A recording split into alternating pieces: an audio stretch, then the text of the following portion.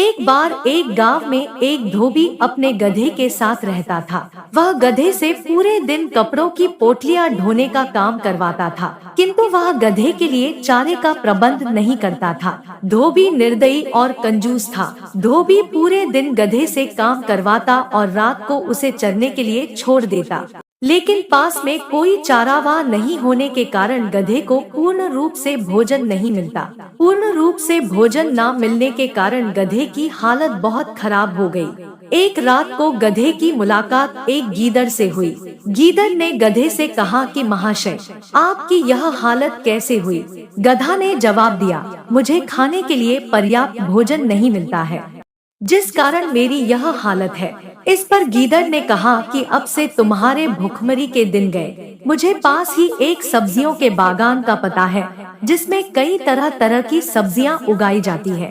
उस बागान के एक छोर की बाड़ को मैंने तोड़कर उसमें घुसने की एक जगह बनाई है। तुम भी मेरे साथ चलना और वहाँ भरपेट सब्जियां खाना।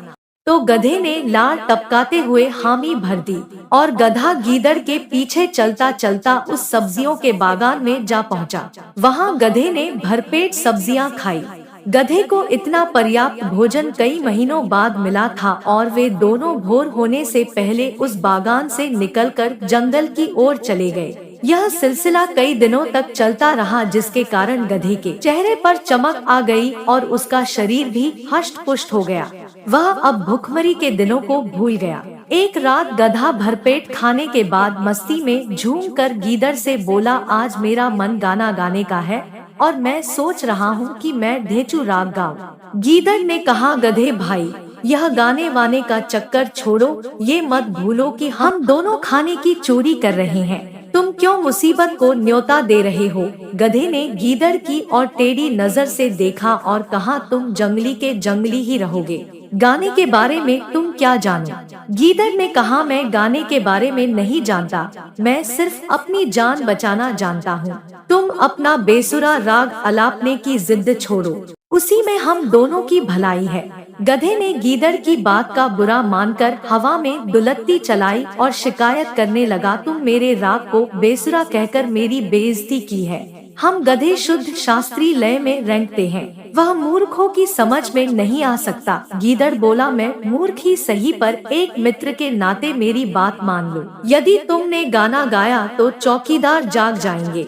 गधा, अरे मूर्ख गीदड़, चौकीदार तो मेरा गाना सुनकर मेरे लिए फूलों की माला लेकर आएंगे। गीदड़ ने चालाकी से काम लिया और हाथ जोड़कर बोला, गधे भाई, मैं अपनी गलती स्वीकार करता हूँ।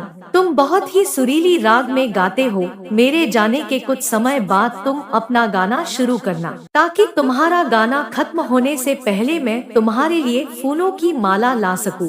गधे ने सहमति में सिर हिलाया। गीदड़ जंगल की ओर भाग गया। गीदड़ के जाने के कुछ देर बाद गधा ने अलापना शुरू किया।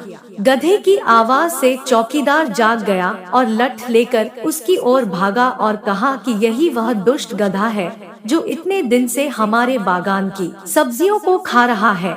चौकीदार उस गधे पर टूट पड़ा और उसने गधे को लठ से मार मार कर उसे अधमरा कर दिया। तो प्यारे दोस्तों, आज के इस कहानी से हमें यह शिक्षा मिली कि हमें अपने शुभचिंतकों और हितैषियों की बात हमेशा माननी चाहिए।